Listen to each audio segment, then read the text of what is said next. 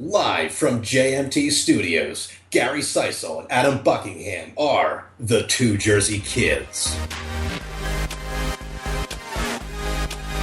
What is up, y'all, all you ladies and gentlemen out there? How you doing? This is Two Jersey Kids. We are back for episode 17 of Two Jersey Kids. This is the Friday episode that's in your ear holes right now. I am one of your hosts, Adam Buckingham, alongside my great friend, Gary, the best stick handler in the business, Seisel. How you doing, Gary? What have you been up to? How you doing?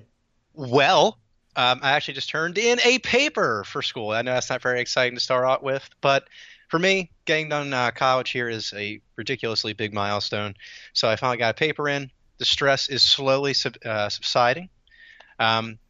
But I've been playing a lot of Stardew Valley. I actually bought that game, pulled the trigger, based on our last episode. It's been a lot of fun. I've been basically working on my farm, chopping down trees, fighting these monsters in this like mine. It's pretty cool. But yeah, I'm having a great time. Just give me a synopsis of your experience with Stardew Valley. Well, this is a shocking thing that Gary is playing an indie game that's not like, he normally just plays the shooters, Bang Bang, Destiny, maybe some Uncharted, AAA stuff.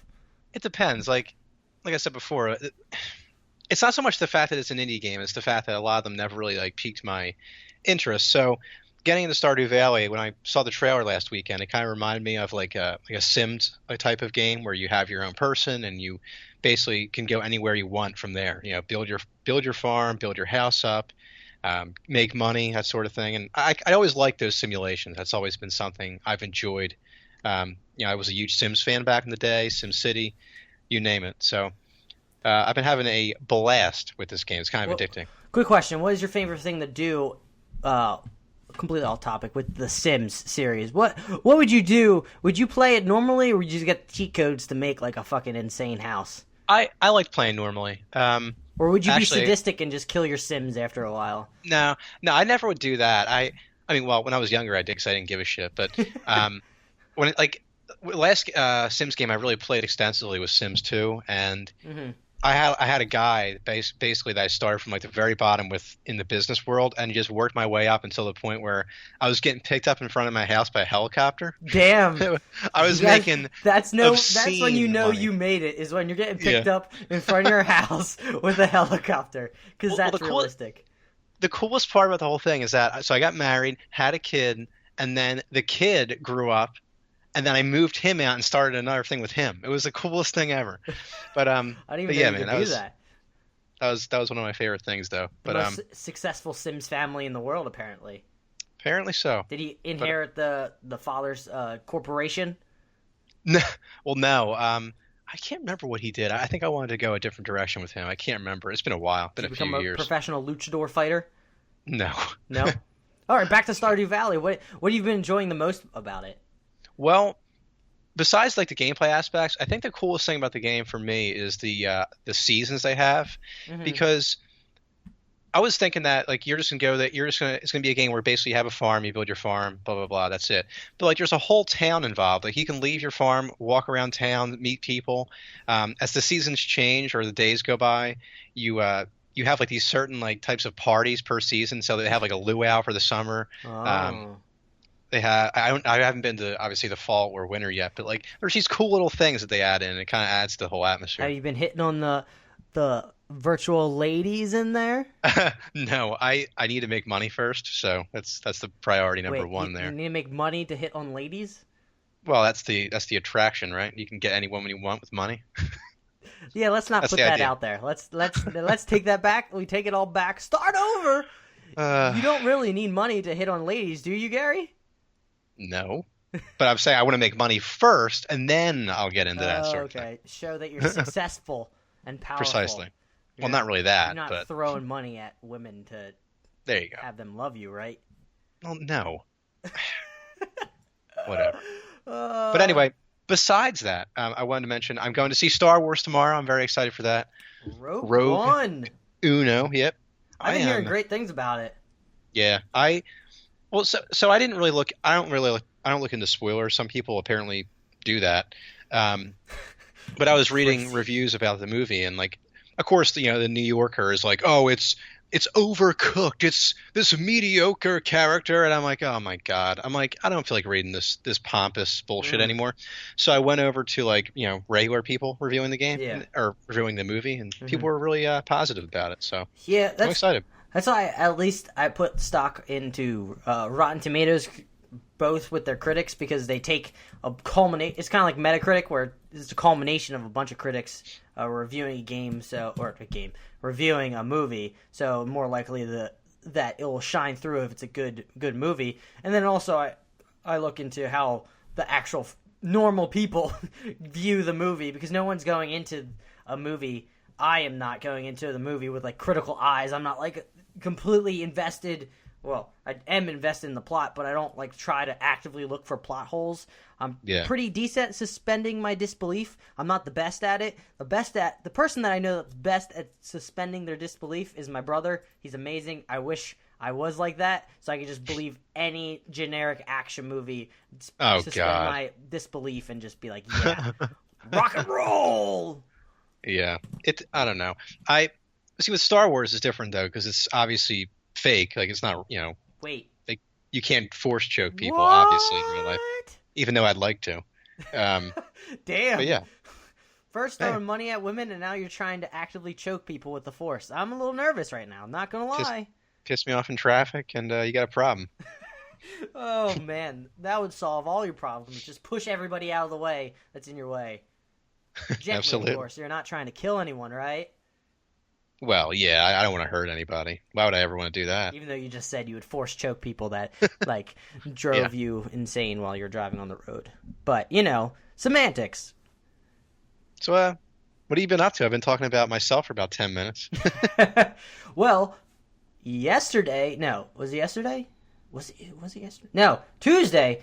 what was released yesterday was we did a review discussion of Final Fantasy 15 with Allison Lodato, one of our the listeners and friends of the podcast. She was awesome. I enjoyed a lot talking to her. I enjoyed talking with her a lot. That's better. I think better sentence structure. I don't know. I'm not a grammar Nazi, but I really enjoyed talking with her. She was very insightful with the game. She loved it.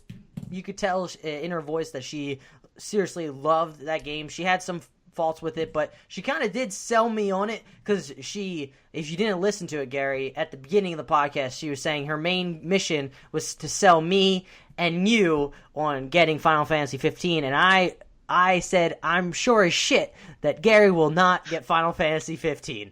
I am sure of it, but she was confident that she would be able to sell you. Well, now, if I may ask, did she say anything about the idea, if you've never played Final Fantasy, could you play just a random Final Fantasy game? She started off with asking how much I knew about Final Fantasy. I was like, Jesus, I know there's games. I've never played. I played Kingdom Hearts, and that's why I'm more interested in this Final Fantasy 15, because it looks more of that combat style.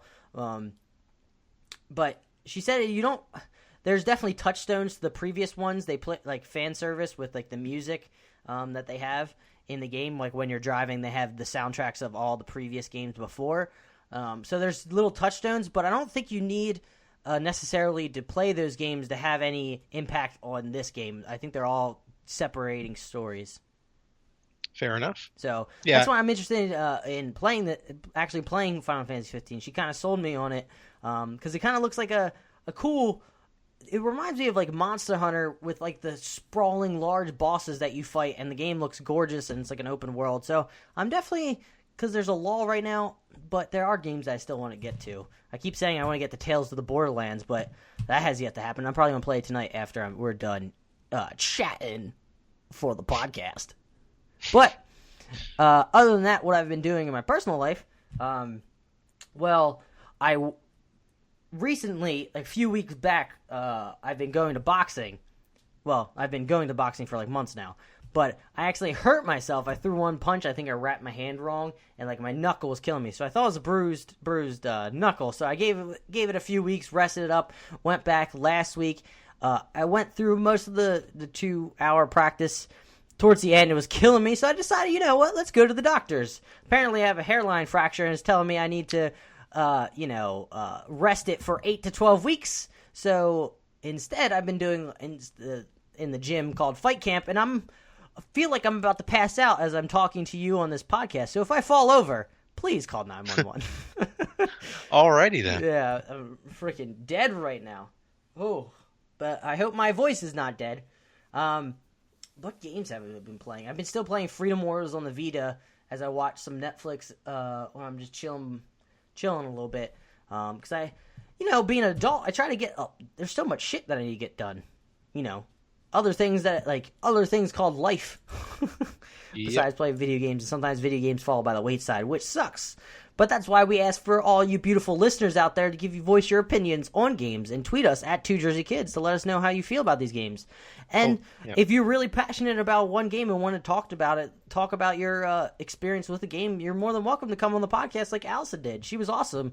I expect her back for Last Guardian because that's what she plans on playing next, so I'm excited. But other than that, shall we move on to the topics? We're 11 minutes in already.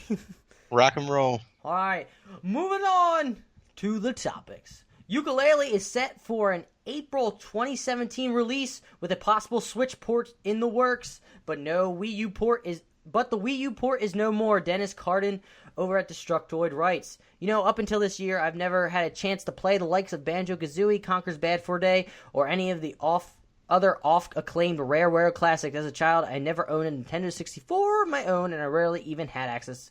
I don't care about your stuff. Well, it doesn't appear as if the wait for Yooka-Laylee would be all that much longer. According to the new trailer for Playtonic Games, Yooka-Laylee will come out on the 11th of April 2017. That is precisely 1 week after the release of the much-anticipated Persona 5. So that's exciting for people that have been kickstarted Yooka-Laylee and are really excited for this game. It's coming out in April. I think they have coming out soon will be the sandbox mode where you can run around with the characters and get the feel of it. Do you know what Yooka-Laylee is, Gary? Have you been under a rock with this game? Yeah, but looking at it right now, it looks very interesting. But please explain. So, Rareware, back when they used to make Banjo-Kazooie and Conker's Bad Fur Day, back in their heyday, basically the people that used to make Banjo-Kazooie and Conker Bad Fur Day kind of joined together in an independent studio and now are making like a spiritual successor to Banjo-Kazooie, the series. Since Microsoft now owns Rare, they had to go under a different name, Playtonic. So it's kind of got like the same setup except for you have a gecko and a bat instead of like a bear and a random bird. So yeah, it reminds me, looking at the gameplay here of this trailer, it kind of reminds me of like a mix between like Spyro or a Crash Bandicoot. Yeah. Like those are the only games I've really played of that type of gameplay, so it kind of reminds me of that. Yeah, anyway. Banjo-Kazooie essentially was just like calling it a collectathon is kind of like a downplay of it. It makes it sound bad. It wasn't as bad as a collectathon, but it's like a 3D world where you're going around collecting pieces, moving throughout different worlds. It's like kind of like a mascot 3D platformer, basically. Adventure game. Just throw it all in there. It all works. Throw all the adjectives. Like, for as much, it's really strange, but for as much as I love Crash Bandicoot in those games, and I'm going to buy that remaster because I love that game, but I don't know if I would really ever go out and buy another game similar to that. You know what I mean? Well, Crash Bandicoot 1 is kind of a different genre than this one. Yeah, this one fits more in like you're saying, Spyro and yeah, that's true. Super Mario 64 style games, where Crash is more of like the 3D take on the old Mario games, where it's singular levels that are linear. That's true. Yeah. So, but yeah, Spyro was the shit, though. You like Spyro? I never played Spyro. That was a great game. Yeah, I played. Which one do I have? Year of the Dragon. I have actually sitting up on my shelf currently. Great game. Yeah, I always enjoyed that. Yeah. What was the last 3D? I want to say Jak and Daxter, or one of the Ratchet and Clank games. I guess that's considered kind of the same thing. I don't know. Don't hate me, but it's similar. Yeah, sure, it's similar. Moving on. Mario. I started thinking of Mario. Moving on. Microsoft offers Xbox One owners Lost Odyssey for free. Matthew Humphries over at PC Magazine writes, the last round of game console releases from Sony and Microsoft did not come with backwards compatibility as standard.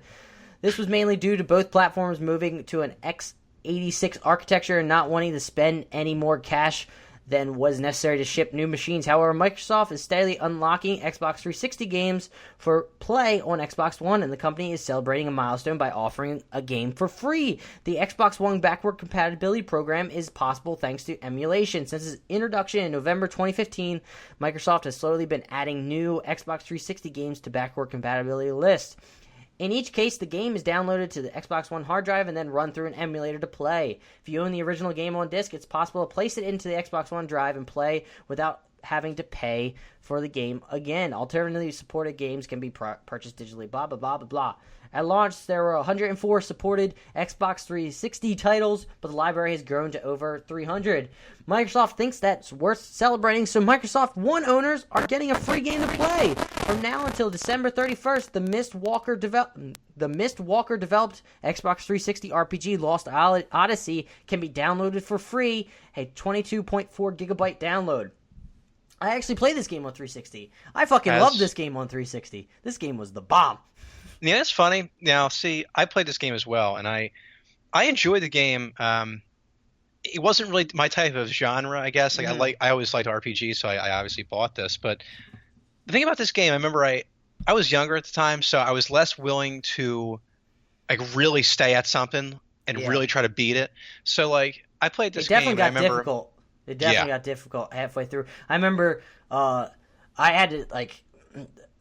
Because they put you in difficult predicaments with like your party splitting up and you having it makes you think about how you should upgrade your party specifically. As I remember one time the party in this game gets split up and you get stuck with like 3 spellcasters and 1 main hit dude that like if you don't level them up throughout the game, it's kind of difficult and you have to grind and then level them up because the bosses are pretty insane trying to beat them. And sometimes you need I needed a guide for some of the bosses because some of them were outrageously difficult. Well, that's the thing. I can't. It's been so long. I mean, it's probably been like eight years since I played this game. But I remember when I played it, I got to one boss battle and I just couldn't get past it no matter what I did. And I'm sure it was because I wasn't paying enough attention to something in the game. This was Microsoft's attempt at JRPG for their console because at the time PlayStation still had the ownership of JRPG. So I think this was their attempt to get their own exclusive that style of game. The combat was relatively simple. It's kind of like just think of JRPG. There you go. And if you're physically attacking someone, it's more about timing based. You got a circle, you match it up with the smaller circle. Bingo bango, you get a stronger hit. That's the simplistic nature of it. Yeah, it was all that. I remember the turn based. That was also something I had to. See, that's the thing. Like back then, if I were to play it now, it'd be totally different. But back then, I didn't pay as much attention to like certain attacks, certain spells I need to use. Yeah, you just wanted to go balls to the wall and just hit. Exactly. Yeah. Like I loved RPGs back then, but I didn't. I just wanted to kind of like be able to do whatever the hell I wanted easily and just win. That's how I remember wanted this game honestly. Because when I bought this game, I didn't buy. Well, you can. I don't think digital games were like that back then. But I remember buying it physical copy, and there was like 5 discs. It was insane. It would just like stop in the middle, not like at the end of the cutscene, and just say, "Please insert disc 2. Please insert disc 3." It was insane how large this game was at the time. Yeah, and it was so expansive. Like you were able to go to a lot of different areas and fight just secret hidden bosses that you didn't really need to fight, and you get like unlock achievement. I remember fighting a random blue dragon in the middle of some like tundra area. But this game, I've had like a really intricate storyline. What's the matter? No, sorry, I got a text from somebody. It won't. This isn't happening again. I promise. You don't have to buy the beers again for the second week in a row. No. Okay. It's actually funny you mentioned that though about the discs, all the 3 different discs. Like that's the last game I can remember actually having to switch out disc per game. Jesus God. The other one I can remember was Mass Effect. I think one of them really? We had to switch them out. I think it was the first one. It probably would. Yeah, I guess it probably would have been the first one. Because I never had the first one for Xbox, so I got it later on digitally. Yeah, but I highly suggest people on Xbox One check out this game. I remember it used to look gorgeous on 360. I don't know how it's going to look in Xbox nowadays comparatively, but I still think it's going to look pretty decent. I can't really say for sure, but I would definitely check it out, especially for free. This could give you a good, I want to say 40 hours worth of gameplay if you really enjoy it and you really are a JRPG fan. Why not take a shot at it? You know? Give it a shot. It's free. Yeah, Gary, take a shot on those free games that you get for PS Plus, you piece of crap. It's got to interest me. Nothing interests you, you cold-hearted bastard. Moving on. The next Valkyria Chronicles is coming west with a new title. Allegra Frank writes over at Polygon, Valkyria Revolution, the latest installment of Valkyria Chronicles military role-playing game franchise, will launch stateside in spring 2017, Sega announced. Known as Valkyria Azure Revolution in its Japanese release, the game's got a new name and another console lined up for its Western launch. Instead of hitting just PlayStation 4 and PlayStation Vita as it did in Japan, Valkyria Revolution will hit Xbox One in the US as well. The Vita version will only be available digitally, Sega announced in its press release. I'm excited, more Vita games. The publisher also talked about the name change in its announcement notice. On a localization level, Valkyria Azure Revolution was, quote, unwieldy and difficult from a graphic design standpoint, end quote, in English. More importantly, however, Sega wants to make the game distinct from the previously released Valkyria Chronicle titles. Valkyria Revolution is more action-based than Valkyria Chronicles, to the chagrin of many fans of the older PlayStation 3 title. Japanese audiences got to try out an earlier version of the game this past summer, which is more real-time action than turn-based as they expected. The earlier titles were both turn-based militaristic RPGs, while Valkyria Revolution has a completely different combat system. Sega tweaked the balance based on fan response, but the new game is still a departure from Valkyria Chronicles and its PlayStation Portable sequel. For a sense of how the gameplay works, you can watch some videos and stuff, but yeah, I know some people are Valkyria Chronicles fans out there, so yeah, a new different take on or different gameplay. The new game's coming out, so yeah, check it out maybe. I don't know. I figured put it in there. I never played those games, but hey, it's coming to Vita. I might as well check it out. You know, Vita doesn't get that many games, so and I've heard good things about Chronicles, so maybe I should check that out too. But I don't know why I'm talking like this, yo. Gary, say something. No, I know nothing about this game, frankly. Wait, what the hell? Damn it! Trailers, autoplay. I can't hear it, so you're fine. Keep talking. Son of a bitch. Okay, anyway, everything's good now. Riveting podcast, folks. Yeah, we can keep moving on, though. I have minimal input on this game, considering I want to hear your opinions because I know deep in your subconscious there's something. Bring it to me, Gary. Give it to me, baby. You said yeah. Okay, let's not get into this. But yeah, go ahead and buy it, Adam. Spend your money on it. Absolutely. Quality stuff there, Gare Bear. Moving on. Nintendo Switch specs report. 1 teraflop of performance, less powerful than PS4. Kind of saw that coming. I expected it. Eddie Maktuch over at GameSpot writes, while Nintendo is waiting until January to share specifics about the Nintendo Switch specs, a new report gives us an idea for what to reportedly expect in terms of horsepower. VentureBeast has heard from two sources that the Switch will use NVIDIA's Maxwell graphics processing technology, not the chip maker's newer Pascal architecture. It was confirmed during the Switch announcement event in October that the console would use a variant of NVIDIA's Tegra chip. The Switch... Oh, man, going to a workout now trying to read. My throat was nice and dry. Sorry, folks. The Switch's reported use of the custom Maxwell Tegra means the console will have more than 1 teraflop of performance, VentureBeast reports.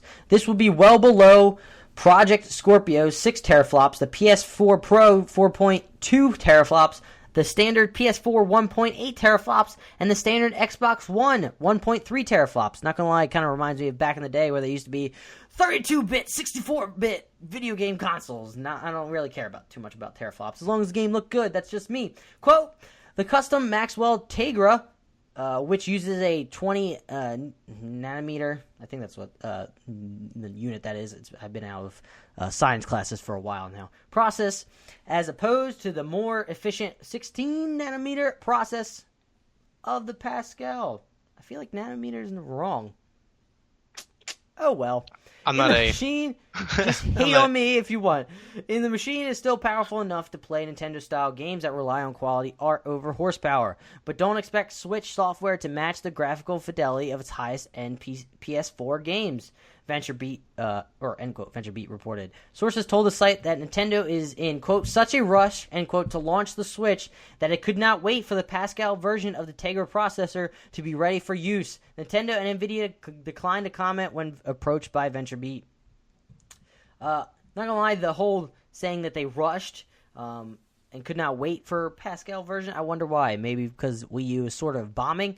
Yeah. In addition, it kind of makes me think that they were gonna pull like a Xbox One, PS4 style thing and launch like the Switch Pro or whatever BS with like the new chip with more teraflops.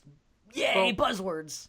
I was going to say, I have no problem if it's not going to be as powerful as PS4. It's just like you said. If the game looks good still, I don't care if like certain lighting, isn't like as perfect as it possibly could be in the game. So if the game looks fine, that's fine. But the one thing that worried me a little bit was reading what you just read and the fact that they apparently are in such a rush to launch this console. Like, is it really a good thing? I mean, what does that mean? That are they leaving anything out? I mean, obviously they're leaving out the Pascal version of the Tegra processor. So what else could possibly be? What else is being rushed? That sounds so pretentious. Not gonna lie. I had to use that voice. It just sounds. It's such a not weird. Not you saying it. Just the name. The name alone. Oh yeah, I know. A little pretentious. Tegra processor. No, but yeah, it's. I don't know. I mean, I hope that this console does well, but it's strange that they would be. I guess what you were saying earlier about them being in such a rush, like with the whole Nintendo Wii U failure. That's probably why. But kind of disappointing to hear that they are in a rush in the first place. So. But I mean. Again, performance. Why do they? I don't know why people would care too much because it's essentially going to be a hybrid console where you're going to be taking it on the go, and the fact that it's pretty close. It seems like it's pretty close to Xbox One and PS4 teraflop standards. That that seems pretty cool if you can get that many teraflops on the go. Yeah, I'll be honest with you. I never even heard of the word teraflop before I read this article this evening. And not only that, but when I read the article, like the title, it's like 1 teraflop of performance less powerful than PS4. Well, when I saw teraflop, I'm like, oh, so it's like it's a flop, like they're terabyte. Like I thought it was terabyte and whatever, but it doesn't matter. I'm an idiot. You want to know the term of teraflop? We're gonna learn something. We're gonna be taught something here, folks. We're gonna be learning today. Teraflop, a unit of computing speed equal to 1 million, that's 10 to the 12th, floating point operations per second. That seems like a lot. There you go. Man, a lot of operations. I'll never buy another console now if it doesn't meet my teraflop specifications. You need that Pascal teraflop chip, right? Tegra processor to you. Oh my goodness, moving on. Love me some teraflops. Amazon Prime now replenishes NES Classic Edition stock in select cities. Allegra Frank over at Polygon writes, members of Amazon Prime now, Amazon's local delivery service that's only available in select locations nationwide, can grab the exclusive NES Classic Edition today. There's a catch, of course. Only select cities are included in the offer. Amazon Prime Now offer does have a nice perk, though.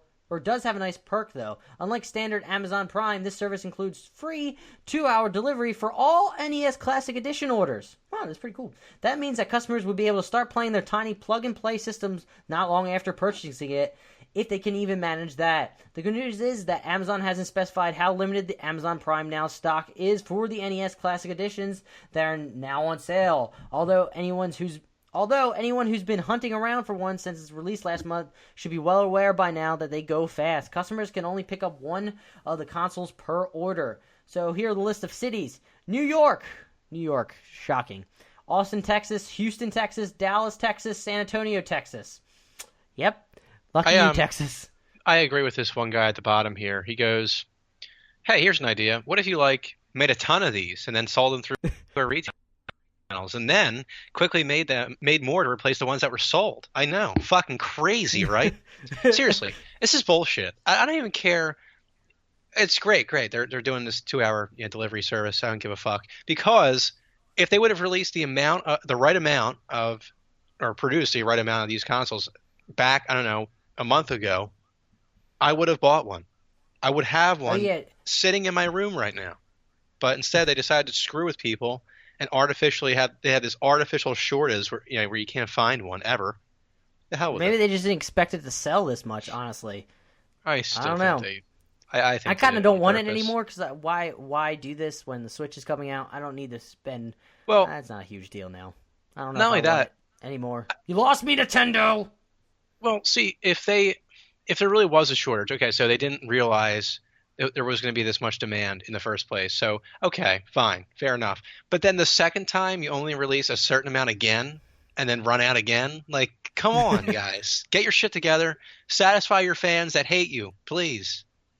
God damn it. But just FYI, the reason I was shocked that this list was kind of short is because I saw it earlier, but there was an update to the story stating, because I thought that I saw that it was Washington D.C. area, but then they continue and with an update said, we've updated the story above to reflect where the NES Classic Edition is available on December 15th. The previous cities that had it in stock are all sold out as expected. Shocking. Yep. So if you're in Texas, you still have a chance, or New York, even though it says it's fluctuating. But yeah. Fuck. Goddamn Nintendo. You are not going to make me your bitch, Nintendo. I am not waiting around for your motherfucking stupid manufactured shortage console, motherfucking piece of shit. Damn, son. Jesus, what the hell was that about? Anger. Moving on. For Honor DLC maps and modes will be free. Closed beta announced. Matthew R. Rojas over TechRaptor writes. Ubisoft confirmed on Wednesday that all additional For Honor game modes and maps added to the game's post-launch will be available for free for all owners of the game. Ubisoft also announced that the game's closed beta will launch this January. There you go. I'm really excited for Honor. It looks really rad. Have you seen this game? Yeah, I was just actually looking at the old trailer here. But yeah, it looks very nice. Very nice. What's the story behind it, out of curiosity? Well, essentially, if I may ask you. If you it doesn't, me explaining it doesn't do it justice, because you look online, there's betas of people playing it, but essentially it's kind of like, you ever see, how do I explain it? Like Chivalry? Have you ever seen people play that game? I've heard of it, yeah. I believe I've seen it, too. Where you have a bunch of first-person battles of just all normal players going at it. Well, this is kind of like a mix of that with kind of, it feels MOBA-ish with, like, creeps. Chivalry, like is that online, out of curiosity? Is that online? Yeah. Yeah, so I think I remember seeing that before. My friend showed it to me. I think they were playing it on, I think it was probably YouTube they was showing me. But that is pretty awesome, though. Yeah, so it's kind of, picture that, okay? Then you have MOBAs where they have these things called creeps, where these, like, little tiny monsters where you can just, like, little tiny, like, people where you can just kill pretty easily with your hero.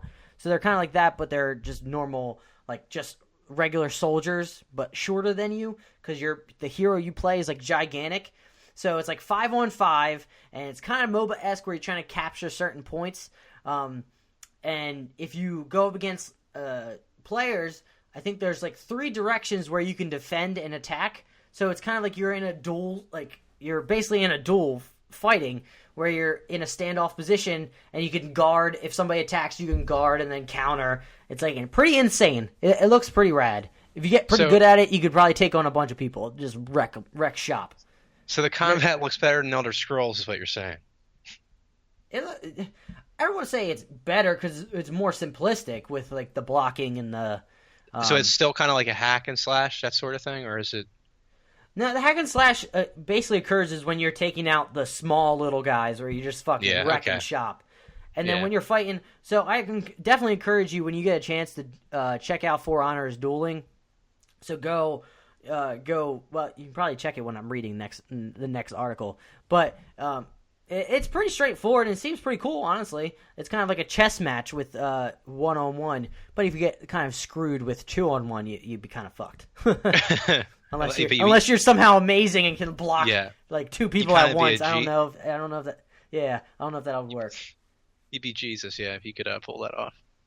Actually, I'm watching it right now. Round 1. Fight. Uh-huh. Yeah, some Tekken shit. I want to hear your commentary. Right since you're watching it, I want to hear your commentary. What's going on, Gary? Give me your commentator voice of what's happening. I'm not giving you my commentator voice. Do it. No, it's not happening. But so is this game? Is it kind of random at any point in time? You can duel somebody. Like you're kind of. How's that? I know that you're not really like you're not like a you're not creating the game, so I don't expect you to have all the answers. But well, maybe I am, Gary. Maybe you don't know that much about me. Maybe I've told you and you just zoned out because you're not very attentive to my needs. Yeah, something like that.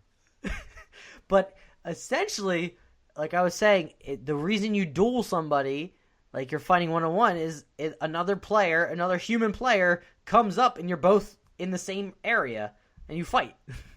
You lock on and you just fucking go to town. Cool. Fucking go crazy. You can do 1-on-1 matches, I think. You can do, 3-on-3 and 5-on-5, but I could be wrong. 5-on-5 would be crazy.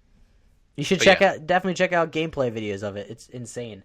That's another game we should play together, except for you never play with me anymore, Gary. I'm sad.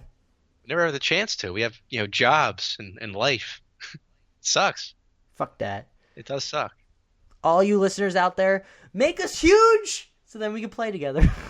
Yeah, I'll just retire now. Yeah. Well, we'll play together and entertain you all. And you guys can push us to the moon, and we would appreciate you so much if that was the case.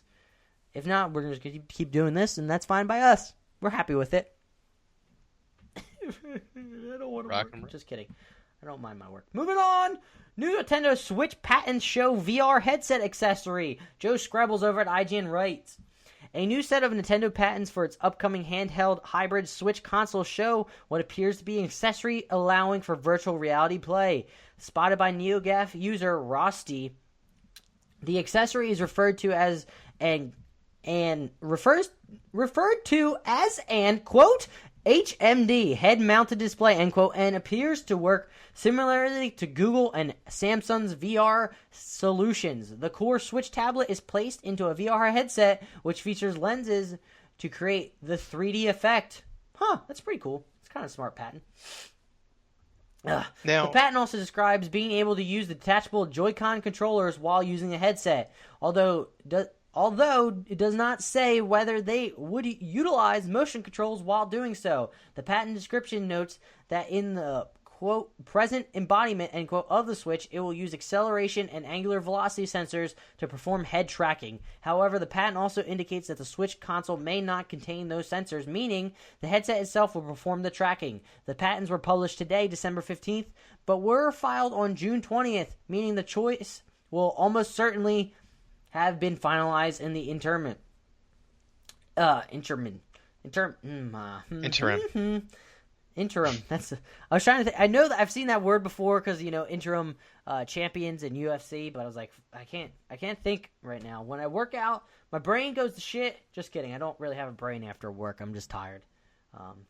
Working with a certain software today, fucking driving me insane. It just all of a sudden stopped working. When in doubt, restart the computer. What do you know? It worked. Oh wow! Makes yeah. No sense. I was trying to talk. Actually, I'm not even going to get into it. It's not interesting. Keep going. Wow, you shot down your story so quickly. Yeah, it would have been stupid. Just go. Okay.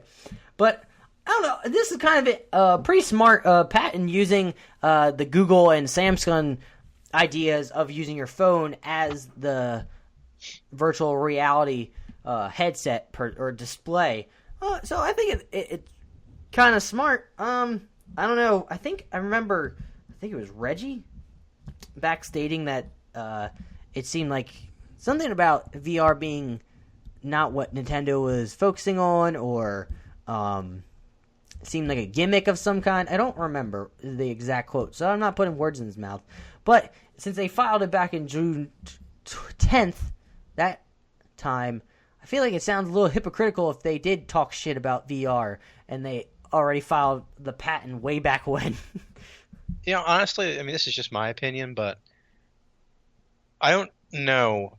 I'm not saying it's going to be true in this case, but is it really? Should consoles or companies really start jumping on this VR bandwagon? I mean, should everybody just start jumping on it, like just for the hell of it, to try to get basically quick sales? I don't know. Like in Nintendo's case here, now they're adding on this VR to their Nintendo Switch. I mean, is it really going to be worth it? These are just some questions I would have personally. Like, is it really going to be well done, or is it just going to be kind of some cheap add-on they just throw onto the console to drive up the price? Like, that's just food for thought. I don't know. I've mentioned before, I feel like VR is definitely a different style of gaming. It's adding a new aspect of how to play games. I feel like it's pushing the tech forward. I don't know how receptive it will be. I think it's definitely for the hardcore audience right now. I don't know. I think that audience, if they go around and show their parents or their significant others or their friends, like, hey, look, I have this VR. Do you want to take a chance on it, or just take a look? And that's when people become believers in VR, because it immerses people in the game.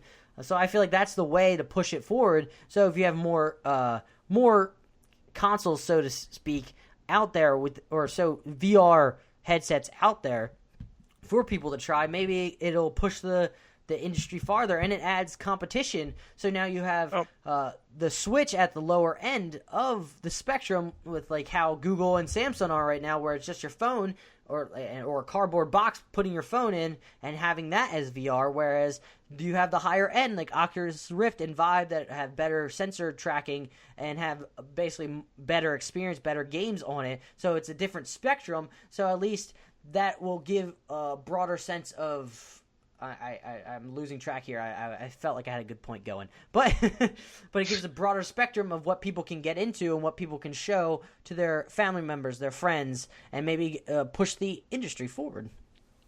I understand that. However, my personal problem, though, at least my concern anyway, if I'm going to consider buying the Nintendo Switch, is if this is going to be a well-developed, worthwhile add-on to the console. Like, are they going to have good games for the VR for Nintendo Switch? Like, it's just some concerns I would have personally. But I understand what you're saying. Let's be clear that the patents don't really indicate that it's going to come through. They had to make the decision on it.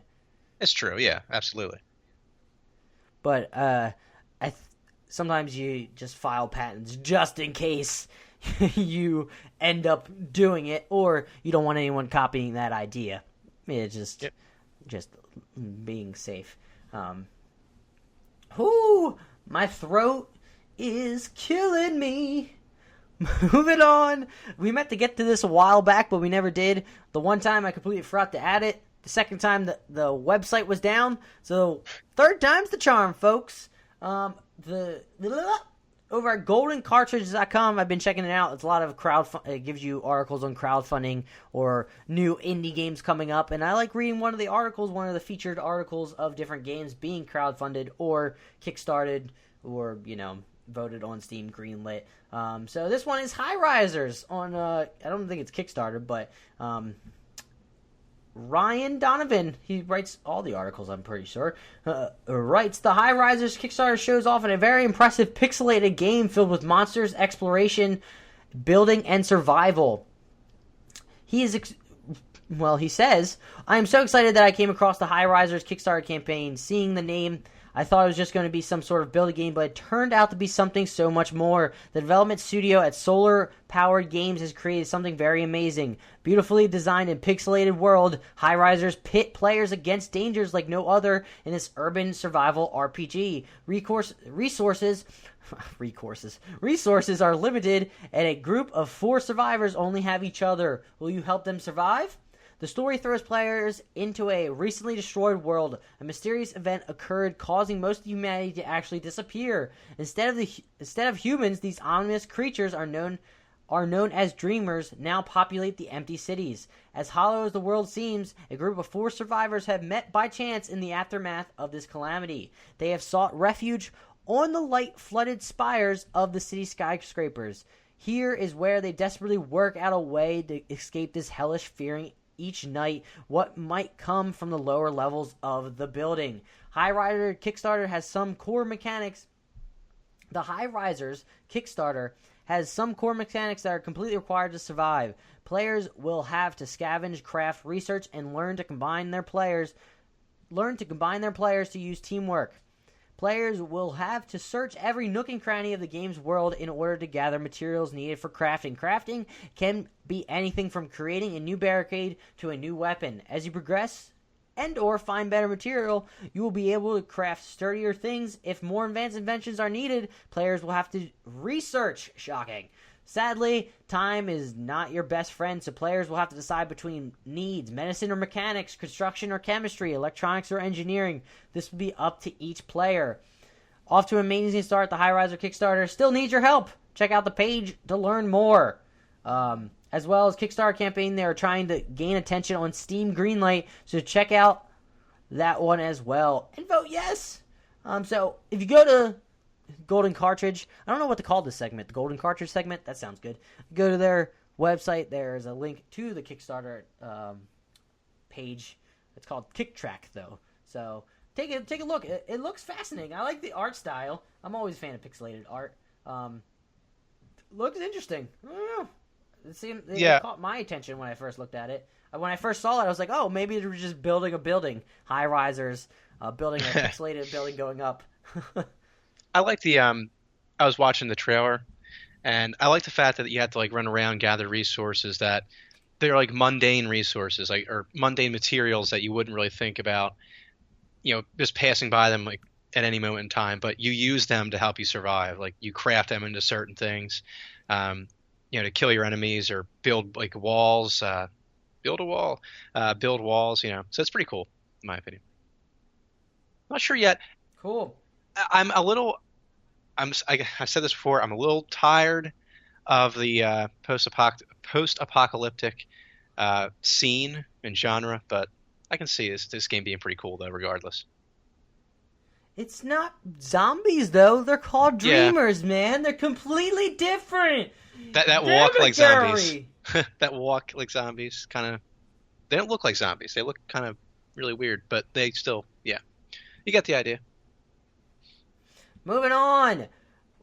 NES Classic Edition sold 196,000 systems in November in the United States alone. You may ask why I did not include that when we were originally talking about the NES Classic, but I realized we were running short on articles because I didn't have enough time to put everything together, so I found this one going on. So, NES Classic sold 196,000 systems in November in the United States alone. Jeff Grubb over at Venture Beats writes, Nintendo had one of the best-selling consoles in November. The NES Classic Edition sold 196,000 consoles in November in the United States. According to the industry tracking firm, the NPD Group, that was the throwback console's first month on the market. While that's a large number, it wasn't nearly enough to meet demand. The NES Classic, which is a miniaturized version of the NES, blah, blah, blah, blah, blah. Quote, in its debut month, the NES Classic Edition sold... Yeah, I know. What? The NES Classic. Fun fact: the NES Classic was the most Googled gaming console of the year. So, it apparently sold pretty well. I wonder how well it compared. I don't know. I wonder how much better it could have sold if they actually, provided consoles, to people to buy instead of just like a certain amount for no reason. Man, Gary is salty. It's annoying. I would have bought it. It just annoys me. I hate when companies do that kind of thing. Gary. It's just so cheap. Yeah. All right, Gary. We normally run an hour long, so we have about a good 10 minutes because we couldn't find articles to write because of the slow topic. What should we do with this final 10 minutes? Do you have any? Let's think back to our childhood. Do we have any? What stories can we bring to this beautiful podcast of listeners? Podcast of listen. What the fuck does that even mean, Adam? The beautiful listeners of this podcast. What stories come first story in your mind about our childhood together? God, it couldn't sound any worse. But yeah, NHL 08. I think NHL, anything NHL really. Oh, Such I had the such as same idea. such as me never being able. I could never beat you in 2K games, but you couldn't beat me in EA. Like I would always lose to you in 2K. It was so stupid. It was so dumb. I couldn't win. Oh. Oh my God. Oh man. Actually, Shall we no. get into the what? Go. I actually remember one more thing. Remember what the hell was it called? It wasn't like Slugfest, but it was the other like type of. It was the newer game that they came out The with. Bigs? That's what it was. Remember, I couldn't beat you in that goddamn game either. It was stupid. Oh my God. I would just get crushed no matter what. It was retarded. But I think anyway. one time, I feel like it came down to the wire in one of the games. Like it came down to like the final inning, and somehow I think I did win I think I once. hit a walk-off home run. I think I won Yeah, you once, probably and did. I think it was on like a wild pitch or something dumb because like in the bigs like you want to like hit one out of the stadium, but I went on like a wild pitch. It was so stupid. Classic Gary move. Yeah. Shit, But- I just remembered because I was talking to my girlfriend a while back. Well, not a while back, like over the weekend. I was just randomly thinking about rug hockey randomly, and I remember the fucking insane games we played together. Intense shit. It was Intense. fucking intense. But I remember Fucking- specifically not with you. I remember me, my brother, and my stepbrother, I being the youngest, would have tournaments all the time, and me or my stepbrother could never fucking beat my brother David because he was so goddamn huge that he would block the whole damn net. And I remember one time it was fucking 9-9 because we played a 10 and we switch every like 3, and then the last one it's like the final, the last I guess final 4 or whatever. Or every time we score 3 goals we switch until it's like 9-9. Fucking 9-9. So damn close. It was like, it felt like forever going at it. Kick save left and right. Firing shots back and forth. And I'm pretty certain he did some cheap ass thing to win. Which he always does because it's my brother. And I lost. And I Did he was bank it off? fucking furious. What? Did he bank it off that bookshelf near that? Like, remember how that bookshelf Oh, used to be I'm sure money, he did. dude? That was so stupid. I hated that goddamn thing. It wasn't a bookshelf you banked it off of. It was that stupid chair that would sit next to you. Yeah. Next to the thing, and that's when you're on one God specific damn it. side, you just always shoot for it, and it's like air hockey where you always try to bank it off of it, and it would most of the time go in unless somebody just hovered over that side constantly. But I was so goddamn furious, and I was so young at the time, so I couldn't deal with my emotions, so I was like fucking furious, so I got pissed. I don't think my mom ever found out, but I took the small stick and I fucking chucked it right at him. Good thing he moved out of the way, because I'd probably been dead if I accidentally hit him and hurt him. But he moved out of the way, left a huge chunk in the wall, and I think that is when I decided, oh, I should probably move that chair in front of that, so my mom never noticed. Dude, Hashtag being a kid. Oh God! Actually, this is gonna sound really stupid, probably, but it was hilarious. Let me tell you. So this guy, one of my friends I used to know, we used to play rug hockey against all the time. Like we'd have like tournaments, the same thing. But every time we would have a tournament, it was like such a stupid thing. But if I ever went down against him, if I ever faced him in the tournament, I would always like mid game, I was like, "Yo, Chris, it's a tournament." Every time I said that, he'd lose. I'd be down 1-0. One time I was down 3-0. 3-0. We played to 5. I'm just like, Chris, it's a tournament. Bam. As soon as he says that, 5 straight goals, win. It was the dumbest thing ever, but it was hilarious. I promise you. He was just a complete choke artist, is what you're saying right now. It was so funny. Oh my God. We were all idiots. Jesus Christ. Oh, weren't we all freaking morons? I remember I had one more thing. Oh, I was just, for some reason, thinking of rock hockey. Reminded me of the time we played wiffle ball over at your friend Charlie's place. Oh, yeah. Oh, In man, that the was a while backyard. ago. Yeah, And it was like a barn burner, and we were down by... we got robbed in that game. I'm going to point that out. We got fucking robbed by this damn wiffle ball. Okay? We were down by one... Oh, yeah. It broke. Didn't that Yeah, damn we were whiff down ball... by 1 run. You were on like first base. I was up the bat. Fucking your buddy Nick, who tries to throw 100 miles per hour, I fucking just cranked it. I knew I hit that over the fucking house. I knew it for a fucking fact. And then I look up, and the thing's like fluttering in midair. I'm like, what the hell happened? And then it comes down, the thing's broken. I'm like, no! That's like some Sandlot bullshit. Dude, I'll tell you what, back when we used to play often, I used to throw my sinker with serious bite to that thing, dude. That thing was nasty. Nasty. And occasionally, I get crazy and throw the knuckleball as well. That thing used to move all over the damn place. A lot of fun. When it was on, it was on? Oh, yeah. Like, there were just certain days I wouldn't be able to hit the strike zone with my sinker, so I would just be like, you know what, fuck this shit. I'm just going to lob these things in there. And it would just, like, duck all over the place. It was great. I remember you would throw finesse. I would just try to throw as fucking gas. I remember. I would just throw cutters, and then it's basically like a 2-seam / screwball kind of that throws hard and just curves in on people, and no one would ever hit it. And I would just fucking throw it as hard as I possibly could. My arm would feel like a noodle the next day. Oh, that reminds me. I remember. I realized I sent it to your dad by accident because you don't have a Facebook anymore. So I sent it to Gary Seisel, but it was your dad. Yeah. I sent a YouTube video of this thing called Blitzball. Have you ever seen it? Yeah, I've seen it. I think my dad told me about that. He's like, yeah, I think Adam tried to like friend request me or some sort of thing. And I was like, oh, yeah, all right, whatever. But yeah, the blitzball is crazy. That's even more ridiculous than wiffle ball. I don't even know how you hit the damn thing, to be honest with you. It's crazy. Yeah, you should check out Dude Perfect have like crazy crazy videos of them fucking curving that thing like crazy. I'm like, that seems like it'd be so much fun, more fun than wiffle ball too. It seems like you can make it just go insane. But yeah, one time you need to set up a wiffle ball tournament, and I'll drive back to Jersey and we'll fucking wreck shop. It's been forever, but yeah, I'm down.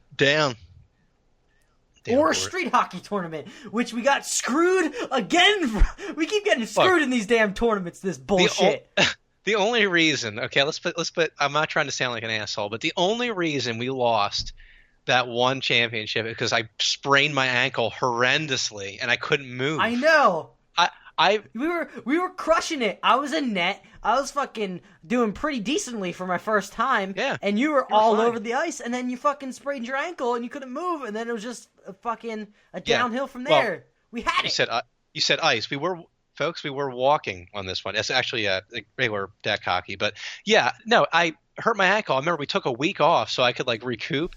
But even then, I wrapped my ankle up so much, and I couldn't run. Like as soon as I would start running, I would almost fall over. It hurt so bad. That was crazy. I think I scored that trooper regardless. right here. That was a lot. I'm sure you did. I remember in those games, I didn't, because I have never played hockey before. Well, I played hockey, but I'm not like expert with the stick. So my only way to get around people, and you know this, I'd fucking wind up for a slap shot because I would just shoot it as hard as I can. So if anybody was in front of me, they would just run out of the way. So I was like, sweet, and then just keep running. That was my only move. Secret. No one, they don't listen to this, so if we ever play again, they will never know. I know, right? Oh my god. Anyway. It was the goalie. Just some things, man. Oh my god. I just shake my head at half this shit. Fucking Mighty Ducks 2. Oh man, we're bringing back so many memories. The goalie. That movie's so dumb. I think on this note, what you knuckle pucks don't actually exist? Yeah. Oh god. Well, they do. It's just impossible to hit the net with it. Oh man, that was a good use of 8 minutes. Sorry, people, but we wanted to give you a full hour, so we just went on a tangent because we couldn't find any articles, and if you tweet at us at Two Jersey Kids, we'll read it more. So then we expand our time, so you don't hear us blabbering about stupid old days stuff. But thank you so much. We love you. I hope you enjoyed that episode. I hope you enjoyed a peek into our insane childhood that is Adam and Gary, because we were kind of insane. Maybe one time we'll get into the fact that one time you got a book dropped on your face. Fuck that kid, dude. Fuck that kid. Wait, which? Or when you flipped off my dog and got what? Wait, what book dropping? All right, we're not going to get into this now. We'll talk about that later. Forget it. But yeah, the dog thing was crazy. I almost got attacked. But yeah, they're not getting into that either. Next time. Maybe some other time. Remind us on Twitter to let you guys know what happened in that story. At 2JerseyKids. And then please email us questions at 2JerseyKids@gmail.com if you wanted us to talk about something on the podcast that you're interested in. Maybe it's like some questions about video games. Maybe it's like dating advice. Because me and Gary are smooth as ever. Yeah. That's a joke. But yeah, thank you so much for being here. Gary, say bye to the folks. Peace out. Again. All right. See you. You said peace out. See you guys. Again, please rate us on iTunes. We love you all. Follow us, 2JerseyKids. All right, we're heading out. Bye. Keep playing those games. Bye. Thanks for watching. Gary and Adam have left the building.